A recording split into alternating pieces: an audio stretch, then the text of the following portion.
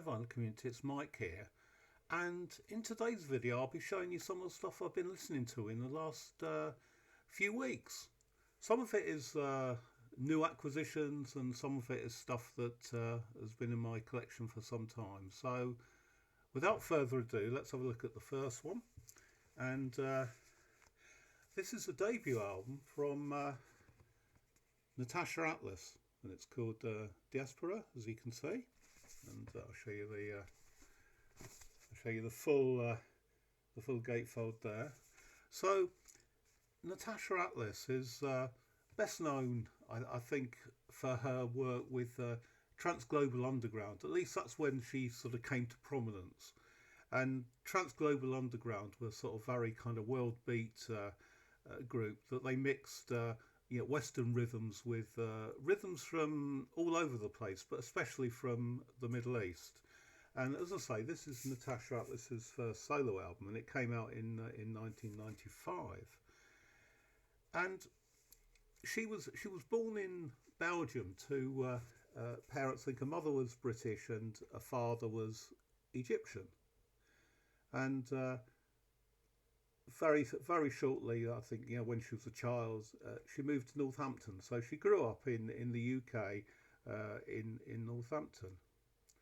And her music, much like sort of Trans-Global Underground, it is a mixture of Western music and Arabic music, and it's absolutely superb stuff. She actually describes her own music as Char Abi Moderne, which really translates as sort of modern folk music. And I think I can see why that is. And the music, as I say, it's this sort of exotic beat or exotic mix of sort of Western beats, a lot of sort of house music in there, and Middle Eastern grooves. So there's a track on here. It's a double album, and there's a track on there. I think it's on side 2. I don't know if you can see that, but it's called Yalla Chant, and that's probably the closest to the sound of Trans-Global Underground. In that it mixes a lot of sort of house beats with Middle Eastern Egyptian music, and her voice is absolutely stunning, and this is a fantastic album. She was also part of Jar Wobble's Invaders of the Heart as well. Again back in the 90s. I think she's still part of that, but there you go. So that's the first album. It's Natacha Atlas and her debut album, Diaspora. Right, the next album. This is from France, and it was VCLT, in fact. And this is an album that was sent to me by my good friend, French vinyl addict Romuald. And as you can see, it's called Après la Marée Noire. And then it says Vers une musique bretonne nouvelle. And this is I'll show you the end of that. This is an album actually from 1979, and the main man in here is Francois Tusque, and he's a jazz pianist, a composer, and this album is really sort of eclectic mix, I think, of free jazz, improvisation, and sort of Celtic, or more specifically Breton folk music, and it really works. And it's it's a lovely bit of music to get yourself lost in, and it's an album that I don't think I probably would have bought this off my own bat, but Rommel decided that I would like it, and he sent me a copy, and it's on the label Souffle Continuo, which is a French record label, and if you're interested in particularly in sort of French sort of jazz and French or particularly Breton folk music, then you know, this is a label that you should sort of investigate. So that was it. So that was a lovely piece of VCLT from Romuald, and an absolutely fantastic album. Right, now the next album is from one of my favourite bands. It's their latest album, and I would like to think it's probably their best album so far. And I mean, they've released about a dozen albums already, and this is the Sleaford Mods, I should say, and the album's called "The Demise of Planet X." And I was lucky enough to go and see them about a week ago at the O2 in Leeds, and they were absolutely fantastic. And you know, Jason Williamson is a fantastic sort of front man. So, you know, if you don't know them, they're just a duo. It's Jason Williamson and then Andrew Fern, and you know, the music is very much sort of you know, he raps a lot, and it can be quite political, very sweary stuff. You know, if you're not really into profanities, then I don't think you'd really like the Sleaford Mods very much. But what sort of sets this album apart, I think, from some of the sort of previous ones, is the sort of brilliant collaborations that they've got in here. And the first track on side one called "The Good Life," and the collaborators on there are Big Special, but also Gwendolyn Christie, the actor who's best known for being in the Game of Thrones, and her vocal delivery is absolutely amazing.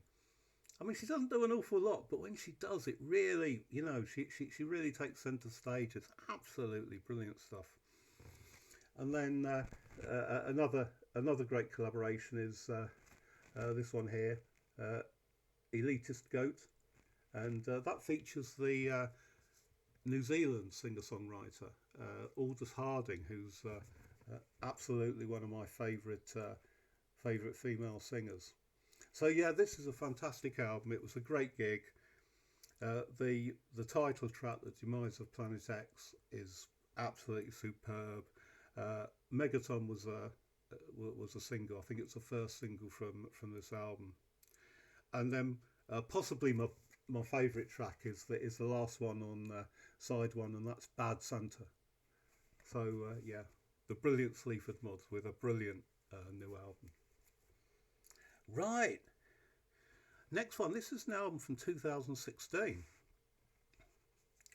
and it's a compilation, and it's on the ever reliable Analog Africa label, and it's called Space Echo, and the sort of subtitle to this is "The Mystery Behind the Cosmic Sound of Cabo Verde Finally Revealed." So this is music from the Cape Verde Islands, from Cabo Verde, you know, off the coast of Africa, and it's a kind of mixture again of Latin funk, a bit of sort of Afro-Cuban rhythms in there, but also it majors on a genre called funana, which is it's from the Cape Verde Islands, and it's accordion-based dance music, and you know, if you think of sort of, you know, Zydeco with an African beat to it, I think you get the idea. But also this album is quite sort of psychedelic as well, and you know, it's absolutely lovely sort of fusion. And on the sort of the middle there's a picture of a guy called Jose Casimiro, who's you know, apparently an absolute legend in Cabo Verde. But the opening track on side one, it's called Pinto Manta, and it's by somebody called Antonio Sanchez, and it is absolutely stunning. It's very sort of psychedelic, a bit sort of space rocky. It's difficult to describe, but it's just wonderful stuff. And yeah, there's a track listing for you. It's a double album again, but you know, if you like something a little bit different, then you know, I think this is for you. it's as I say, it's this accordion based dance music, but it's very psychedelic. There's a lot of guitars in here as well, and yeah, absolutely love this album. It's a bit of a blind buy, really. I particularly like the cover, and I thought, yeah, why not? Let's get this one, and it's absolutely lovely. And as I say, that was on the Analog Africa label. And the next record is too, and this is from 2023, and it's an album by a guy called Leon Keita, and he's from Mali. So he's a composer, a guitarist, and this is like a little sort of compilation really of his work. I didn't really know him before, but again, it's quite funky stuff. It's Afrobeat, it's soukous, it's high life, it's all those things, and again, it's something to get lost in the music, the beat. It's wonderful stuff, and I always like to listen to something that's a little bit different. Something that isn't, say, Western sort of indie bands, for instance, and this certainly isn't the music of a Western indie band. This is great African music from a guy who's a sort of Malian sort of legend. So there you go. So that's Leon Keita, and it's self-titled compilation of some of his best tunes. So there you go. Right, now the next one was something that I certainly wouldn't have bought this,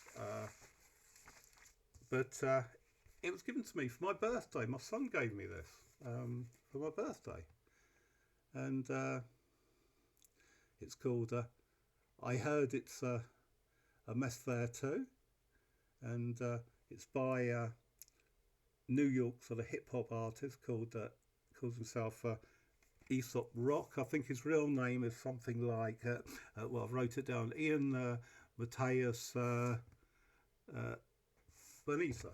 So yeah, this is his album, and it's probably about like his 10th or 12th album. I've never ever heard this guy before. So he hails from sort of Long Island in New York, and lyrically the music is, lyrically it's quite a challenge really, because he kind of raps about all sorts of stuff, and he sort of explains why people sort of don't, why people maybe don't get what he's singing about. And he says the lyrics are sometimes inspired by events which have occurred in my real life, and as such are naturally prone to subjective interpretation by outsiders. Or sort of putting it a sort of bit less politely, he said, but I can tell you that I only write shit down when I believe it. So take that how you want, but know what I mean. But know that I mean it. So yeah, it's a great bit of hip hop. As I say, I don't really buy hip hop albums, and when my son gave it to me, he said I know you won't have this, Dad, but I think you'll like it, and he was right on both counts. I hadn't got it, and yes, I do like it very much. And that album was out last year, I think. 2025. So this is the latest one from Aesop Rock. Right, this is a bit more sort of familiar territory, I suppose. And this is an album by the fantastic Mazzy star. So Tonight That I Might Say. It's American sort of indie, very ethereal, shoegazy. Well, you'll know Mazzy Star. Dream pop. This is their second album, and in fact their first three albums are all absolutely superb and all worth getting. But I've been listening to this quite a lot recently, and the big plus about listening to Mazzy Star is the vocals of Hope Sandoval. Absolutely lovely. I've always loved her voice, and tracks on here. You got Fade Into You, which is the opening track, and probably their sort of their best known song. I suppose there's that, and then there's Flowers in December, which was on their third album, I think. And there's another single in here. What was it? Five String Serenade was also put out as a single, but it's less well known. So as I say, it's sort of very ethereal, dream pop, shoegazy, and yeah, I just love Mazzy Star. So there's a picture there of Hope, and then sort of like the others in silhouette there. So I've been listening to that and thoroughly enjoying it. Oh, by the way, it was released in 1993. Now then, the next one's an album from 1973, and it's an absolute sort of British singer-songwriter folk classic. It's John Martyn's Solid Air. This was his fourth album, as I say, 1973, and there you go. It's a reissue.